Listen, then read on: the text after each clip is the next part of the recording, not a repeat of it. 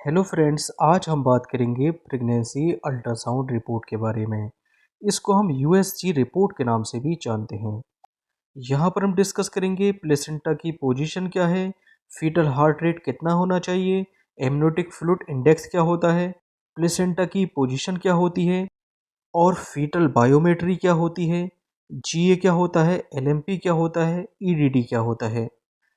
इन सभी के बारे में यहाँ पर हम डिस्कस करेंगे। चलिए दोस्तों, शुरू करते हैं। तो सबसे पहले जान लेते हैं जीए क्या होता है। जीए का मतलब होता है जेस्टेशनल एज या गर्भधारण काल। तो ह्यूमन फीमेल में ये 280 दिन या 40 वीक मतलब कि 40 सप्ताह या 9 महीने होता है। फर्टिलाइजेशन से लेकर बर्थ पीरियड तक जितना समय होता है ये कहलाता है गर्भधारण काल, जेस्टेशनल एज या जेस्टेशनल पीरियड। दूसरा पॉइंट आता है एलएमपी या ईडीडी। ये क्या होता है? एलएमपी मतलब के लास्ट मेंस्ट्रुअल पीरियड, मतलब के लास्ट एमसी कब हुई थी। दूसरा है ईडीडी। ईडीडी का मतलब होता है एक्सपेक्टेड डेट ऑफ डिलीवरी। तो यहाँ पर फीमेल को लास्ट बार कब मेंस हुआ था उसका पहला दिन याद रखना होता है। अगर लास्ट एमसी का ब्लीडिंग वाला दिन पता है तो इससे ईडीडी का पता लगाया जा सकता है। अगर सपोज दैट लास्ट बार मेंस 3 तारीख 12वां महीना 2023 को हुआ है तो इसकी ईडीडी क्या होगी? इस डेट में देखिए 7 दिन और 9 महीने ऐड करने होते हैं। 7 दिन और 9 महीना ऐड करने के बाद ईडीडी मतलब के एक्सपेक्टेड डेट ऑफ डिलीवरी पता लग जाती है।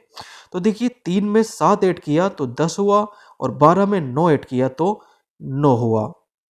और जैसे ही देखिए 9 मंथ ऐड कर दिया तो ईयर भी चेंज हो जाएगा। तो अब ईडीडी जो होगी इसकी 10/9/2024 होगी। तो किसी भी डेट में 7 दिन 9 महीना ऐड करने पर ईडीडी का पता लगाया जा सकता है। और ये वाला जो दिन है वो लास्ट बार मेंस कब हुआ था उसका पहला दिन है। नेक्स्ट बात कर लेते हैं लिक्वर और एमनियोटिक फ्लूइड के बारे में। तो एमनियोटिक फ्लूइड क्या होता है? तो बच्चेदानी के अंदर जो एमनियोटिक सैक होता है जिसमें बच्चा तैरता रहता है वो कहलाता है एमनियोटिक फ्लूइड। तो एमनियोटिक फ्लूइड को एएफआई से मेजर किया जाता है। एएफआई क्या होता है? एएफआई मतलब होता है एमनियोटिक फ्लूइड इंडेक्स। तो इसकी जो नॉर्मल रेंज होती है वो 5 से लेकर 25 सेंटीमीटर होती है। नेक्स्ट आता है रिप्रेजेंटेशन। तो अल्ट्रासाउंड रिपोर्ट में लिखा होता है सेफेलिक रिप्रेजेंटेशन या ब्रीच रिप्रेजेंटेशन या ऑब्लिक रिप्रेजेंटेशन या ट्रांसवर्स रिप्रेजेंटेशन। तो फीटल की बच्चेदानी के अंदर क्या पोजीशन है ये कहलाता है उसकी प्रेजेंटेशन। अगर देखिए फीटस या बच्चे का सिर वेजाइना की तरफ है तो ये सेफेलिक प्रेजेंटेशन कहलाती है। अगर बच्चे का सिर वेजाइना मतलब कि सर्विक्स के जस्ट अपोजिट होता है तो ये ब्रीच पोजीशन होती है। और अगर बच्चा तिरछा होता है तो ये ऑब्लिक पोजीशन होती है। और बच्चे की पोजीशन देखिए इस टाइप से होती है तो ये ट्रांसवर्स पोजीशन होती है। तो देखिए पूरे दिन में बच्चे की पोजीशन कभी भी कोई भी हो सकती है तो बच्चे की पोजीशन चेंज होती रहती है। नेक्स्ट आता है प्लेसेंटल पोजीशन। तो अल्ट्रासाउंड रिपोर्ट में लिखा होता है कि प्लेसेंटल पोजीशन एंटीरियर है, पोस्टीरियर है, फंडल है। तो इसका क्या मतलब होता है? तो देखिए बच्चा यूट्रस मतलब कि बच्चेदानी से किस तरफ ऐड है तो ये कहलाता है प्लेसेंटल पोजीशन। तो ये होता है देखिए प्लेसेंटा, ये है प्लेसेंटा। तो प्लेसेंटा देखिए यूट्रस में कहाँ अटैच है तो ये रिप्रेजेंट करती है प्लेसेंटल पोजीशन। अगर देखिए प्लेसेंटा माँ के पेट की तरफ है तो इसको हम एंटीरियर प्लेसेंटेशन कहते हैं। अगर ये प्लेसेंटा माँ के पेट के बैक साइड है मतलब कि कमर की तरफ है तो ये पोस्टीरियर प्लेसेंटा होता है।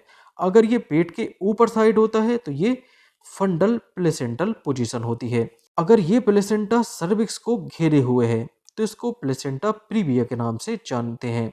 प्लेसेंटा प्रीविया ये थोड़ा खतरनाक होता है क्योंकि देखिए यहाँ पर प्लेसेंटा जो होता है वो बच्चेदानी के मुंह की तरफ आ जाता है तो इसमें कई बार सर्जरी कराना पड़ती है।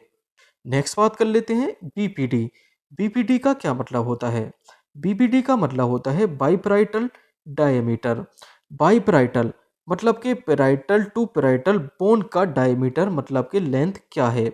इसको बाइपराइटल डायमीटर से मापा जाता है। तो देखिए ये पैराइटल बोन और ये पैराइटल बोन, इन दोनों की बीच की दूरी क्या है, ये कहलाती है बीपीटी। तो बच्चे की सिर की बाइपराइटल टू बाइपराइटल बोन का डायमीटर क्या है, ये बीपीटी रिप्रेजेंट करती है।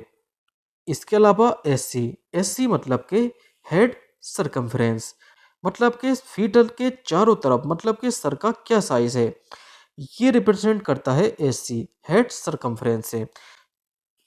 तो जैसे कि यहाँ पर देखिए बच्चे के चारों तरफ का सर माप लिया गया है, तो वैसे ही देखिए फीटस मतलब के बच्चे के सिर के चारों तरफ का माप एससी कहलाता है।